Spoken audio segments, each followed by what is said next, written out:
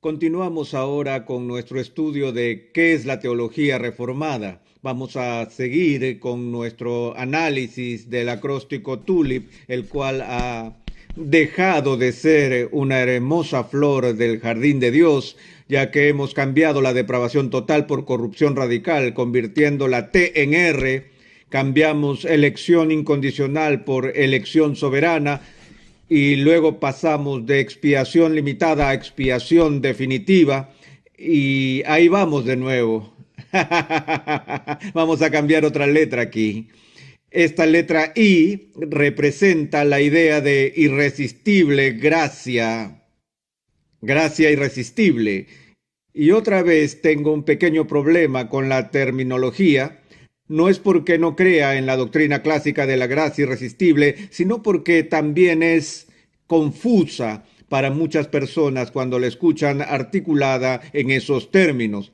Así que vamos a hablar mejor de gracia eficaz. Y lamentablemente, como pueden ver, quedará muy poco de la flor del tulipán, tulip en inglés, cuando haya terminado con estas modificaciones y tendremos que buscar otro acróstico al parecer. Pero la idea de la gracia irresistible también genera una gran controversia y hay muchos malentendidos al respecto. Recuerdo que cuando estudiaba en el seminario tenía un profesor que enseñaba el Nuevo Testamento y el hombre era también el presidente de ese seminario presbiteriano. Y un día en clase uno de los estudiantes levantó la mano y dijo: ¿cree usted en la doctrina de la elección? Y el profesor mostró un poco de irritación con tal pregunta y dijo con énfasis que no creía, porque él no creía que Dios llevaba a la gente gritando y pataleando contra su voluntad al reino de Dios, personas que no quieren estar allí, y que al mismo tiempo impedía entrar a otras personas que desesperadamente quieren estar en el reino, y me sorprendió, no solo por ser una distorsión tan grave y una caricaturización de la teología reformada histórica, sino por ser pronunciada por un hombre que debería tener un conocimiento mejor, un hombre que ha estado sumido en las normas confesionales de la iglesia y demás. Pero pensé que si una persona de este nivel en la iglesia, con esta experiencia y educación, tenía esta idea falsa sobre la gracia irresistible, entonces ¿cuántas otras personas estarían también bajo el mismo concepto erróneo? La idea de irresistible insinúa que uno no tiene la posibilidad de poner resistencia alguna a la gracia de Dios. Ahora, amados, la historia de la raza humana es la historia de una resistencia brutal de los seres humanos a la dulzura de la gracia de Dios.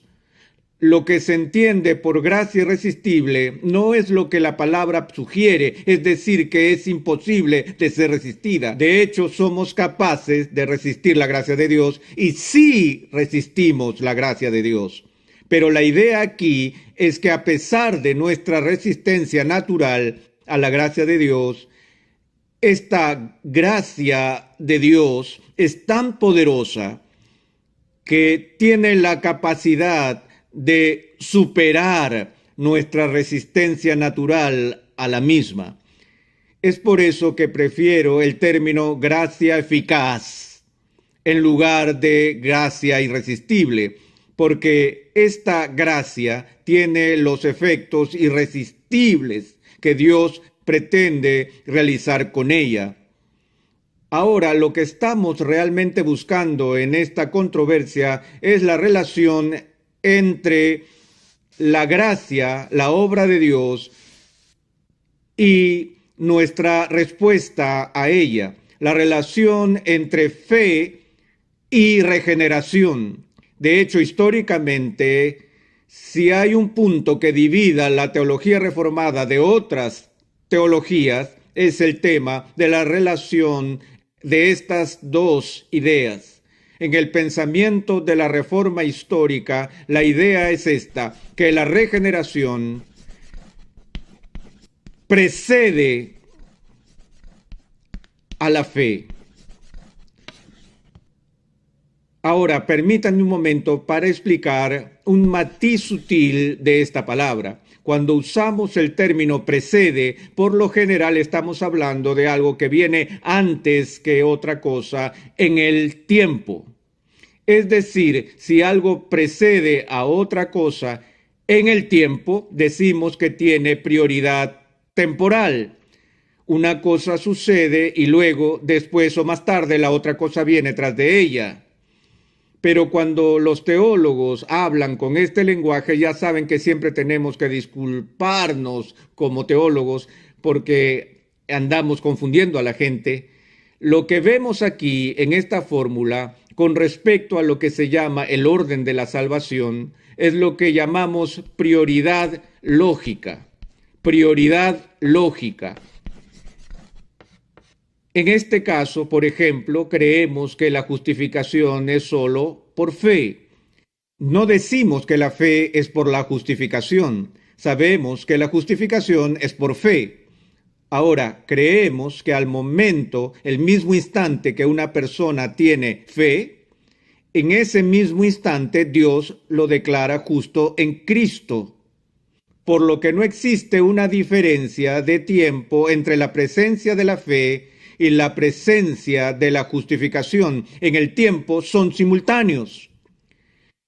Pero cuando decimos que la justificación es por fe y no la fe por la justificación, ¿qué queremos decir? Queremos decir que la justificación, la realidad de la justificación depende de una condición previa, que es la presencia de algo más para que sea real. Y en este caso, la justificación depende de la fe, no la fe dependiendo de la justificación.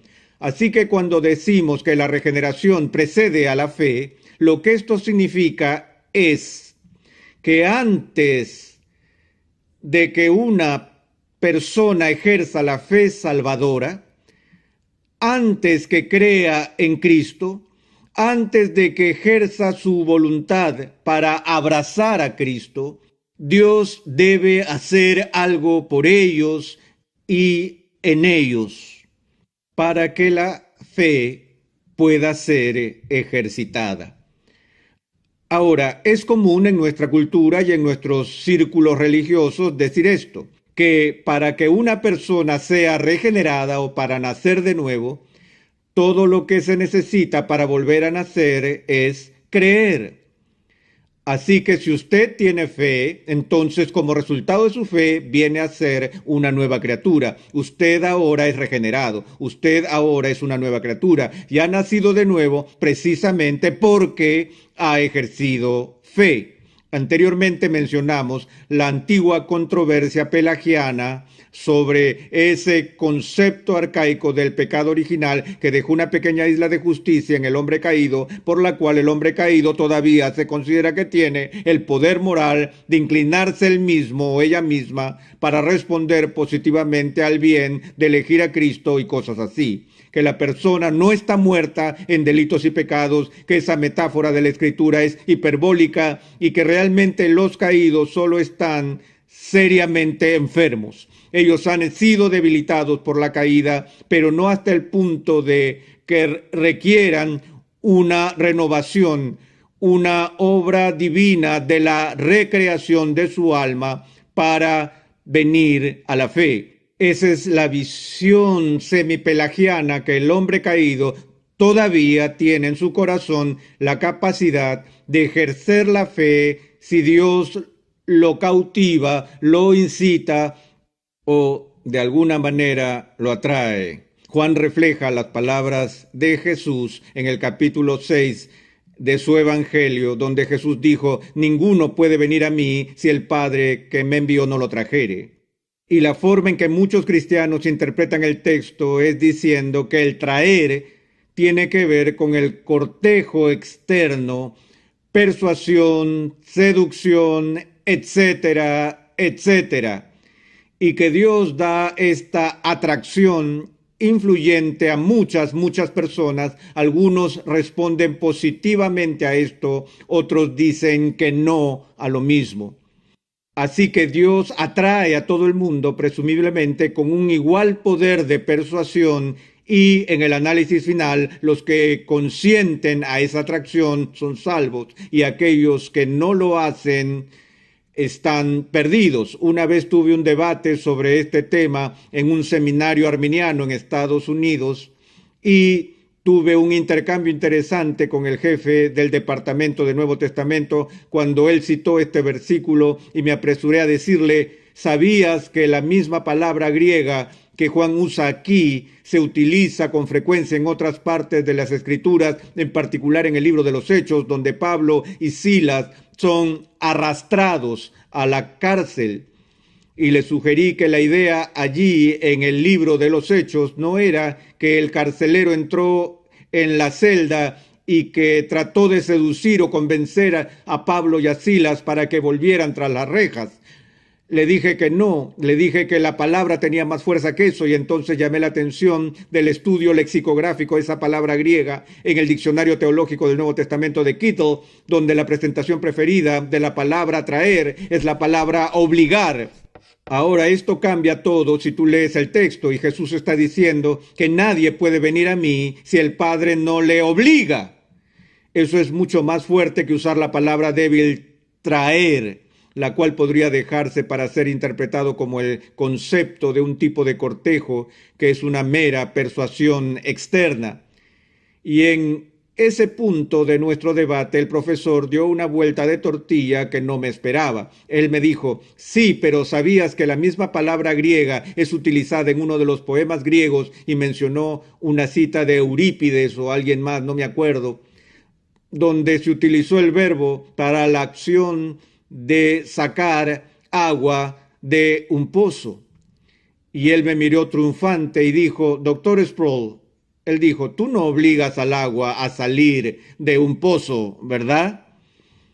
Y yo dije: no, señor, no lo hago. Me atrapó y confieso que no sabía de esa referencia en el idioma griego. Le dije: pero ¿cómo hace usted para sacar agua de un pozo? ¿Acaso se para en la parte superior del pozo y llama: ven agua, agua, agua? ¿Tratas de persuadirla, seducirla, o tienes que ir con un cubo y tirar de ella?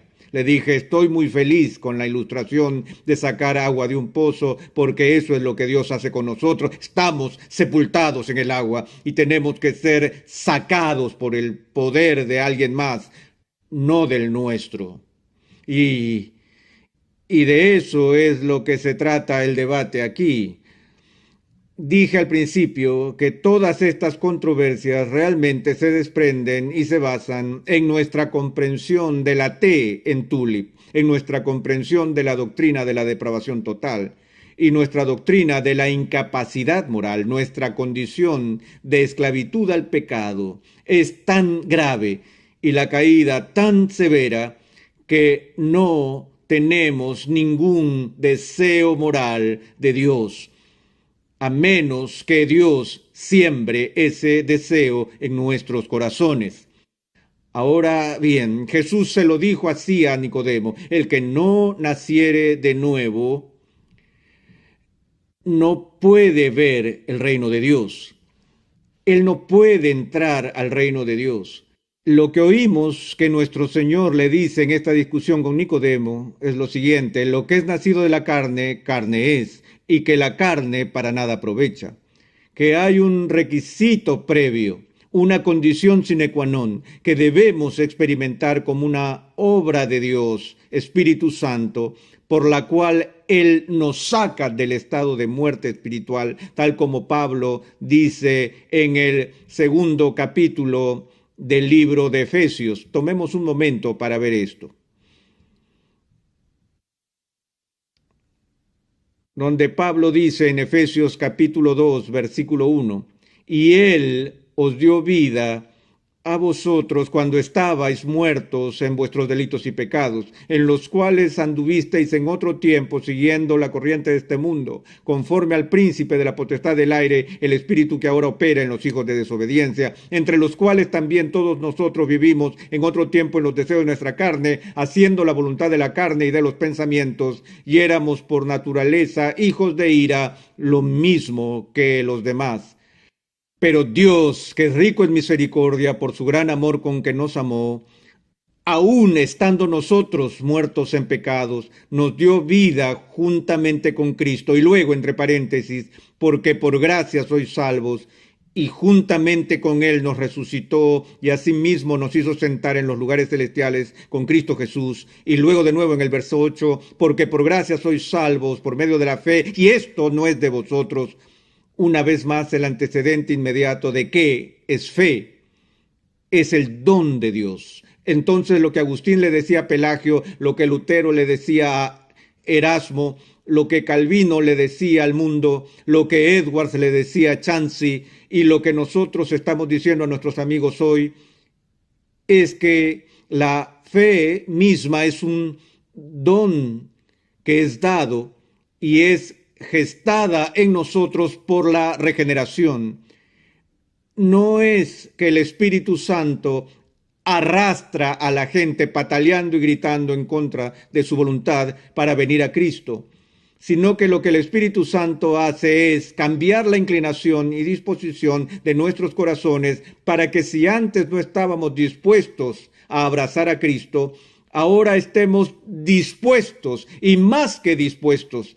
De hecho, no somos arrastrados a Cristo, corremos a Cristo y nos abrazamos a Él con alegría porque el Espíritu ha cambiado nuestros corazones. Y ese corazón ya no es un corazón de piedra que es indiferente a los mandamientos de Dios y a las invitaciones del Evangelio, sino que Dios derrite la dureza de nuestros corazones cuando Él nos hace nuevas criaturas que estando muertos, el Espíritu Santo nos resucita de la muerte espiritual, para que vayamos a Cristo porque queremos ir a Cristo. Pero la razón por la que quiero ir a Cristo es debido a que Dios ya ha hecho una obra de gracia en mi alma. Y sin esa obra yo nunca hubiera tenido el deseo de ir a Cristo. Por eso decimos que la regeneración precede a la fe. También creemos en el pensamiento reformado de que la regeneración es monergista. Ahora, esta es una palabra muy compleja, monergista, y lo que significa básicamente es esto, que en esta operación divina llamada nuevo nacimiento o regeneración, es la obra de Dios en el alma humana y solo la obra de Dios. El ergo es una unidad de medida de energía y trabajo. La palabra energía proviene de esa idea. Mono significa uno, así que monergismo significa uno trabajando. Que la obra de regeneración en mi corazón es algo que Dios hace con su poder. No con un 50% de su poder y un 50% de mi poder, o 99% de su poder y el 1% de mi fuerza, sino que 100% obra de Dios. Él y solo Él tiene el poder para cambiar la disposición del alma y del corazón humano para llevarnos a la fe. Y cuando Él ejerce esta gracia en el alma, Él produce el efecto que pretende lograr con Él. Cuando Dios te crea, en primer lugar, Él te trae a la existencia. Tú no lo ayudaste. Fue su obra soberana que te trajo a la vida biológicamente. Cuando Él te trae a la vida espiritual de manera salvífica, es su obra y solo de Él que te lleva a este estado de nuevo nacimiento y de creación renovada. Y por lo tanto, llamamos a esto gracia eficaz. Es gracia que funciona, es gracia que trae consigo lo que Dios quiere que ocurra. Permítanme leer un pasaje que se encuentra en el histórico ensayo introductorio a la edición rebelde de la que es quizá la obra más importante que hizo Lutero, al menos un libro que él creyó que fue su obra más importante sobre la esclavitud de la voluntad. Y esta introducción histórica fue escrita en conjunto por dos hombres, uno de ellos fue J.I. Packer. Justo aquí tenemos un párrafo de esa introducción que me gustaría que escuchen. dice así: ¿viene nuestra salvación totalmente de Dios o en última instancia depende de algo que hagamos nosotros mismos? Aquellos que dicen esto último, tal como lo hicieron los arminianos, niegan la absoluta impotencia del hombre en pecado y afirman que una forma de semipelagianismo es cierta después de todo. No es de extrañar, entonces, dicen los autores, que la teología reformada posterior condenara al arminianismo, en principio como un retorno a Roma, porque en efecto esto convierte la fe en una obra meritoria y una traición a la reforma, porque niega la soberanía de Dios en la salvación de los pecadores, que fue el principio religioso y teológico más profundo del pensamiento de los reformadores. Lo que ellos dicen aquí en esta introducción está continuando con el trabajo de Lutero en contra de Erasmo, de que toda la controversia sobre la justificación era un problema superficial que apenas cubría la pregunta más profunda que originó la controversia en primer lugar. Y esa pregunta fue la pregunta de si nuestra salvación es únicamente por la gracia de Dios o no.